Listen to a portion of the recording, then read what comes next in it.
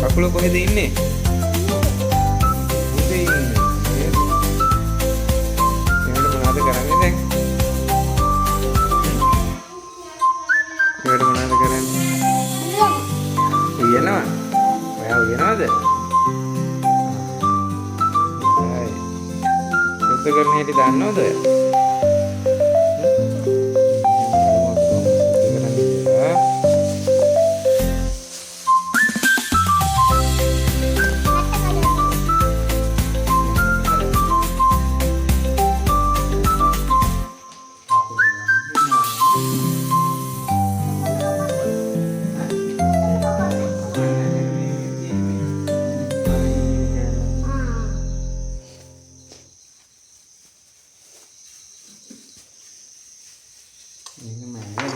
මමී බලන්න මෙහෙම ඇරලා එළිය තාත්තා මම මේකද හරිනු නෑ මේ මෙතන මම ලේසි එකක් කරලා දෙන්න ඉන්නේ මම ඉතින් මෙයාගේ ලේසි ඉතින් ගලන ඔය පිහිය ඕනේ මේක නිකම් ගලනවා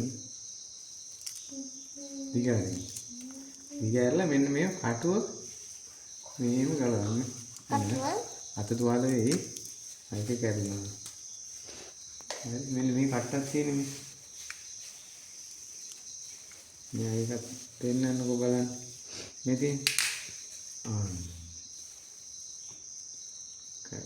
ඔන්න කට්ට ගෑවා සීතල පිටික ගන්න ගිරාම ඊට පස්සේ මේ තියෙන්නේ මේ කකුලව මේ හුස්ම ගන්න භාවිත කරන මේ පෙනහළු තමයි මේ තියෙන්නේ ඊට පස්සේ මෙතන තියෙන මැද ජරාව මේ ජරාව ටික සෝදලා අයින් කරන්න ඕනේ.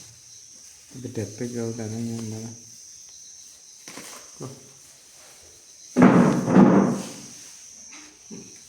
ආ